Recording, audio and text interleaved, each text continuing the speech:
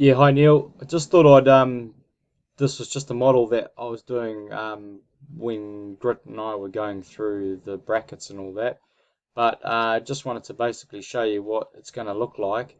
So you've got the wall bracket, which is the 6 mil plate, and they vary in width, but they're all the same height.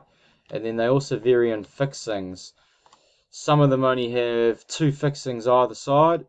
That's for when we have a bolted connection, and some of them have four fixings either side for M14 coach screws. So you'll see that in the set.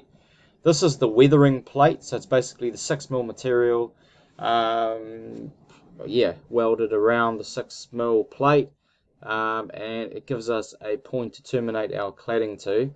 And then you've obviously got the length of the 6 mil plate, and that's basically all that you are doing.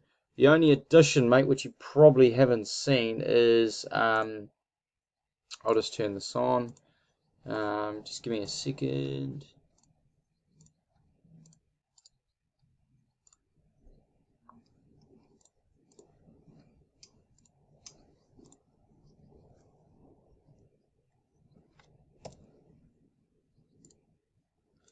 Sorry, let's try it again. Unhide. Yeah, that's better. So the only addition, mate, which you'll see in my drawing is that basically you've got these pergola brackets at every 1500 centers or whatever it is, and then we form like a timber frame in between each one. So in order for us to bolt this bit of timber, there'll be another bit of timber on this side forming the next bay.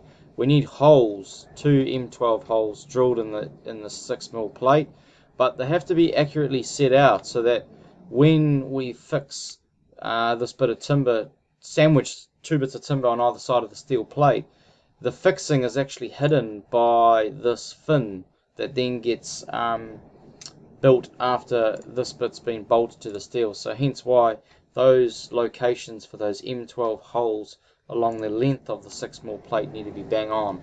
But that's pretty much your bracket in red.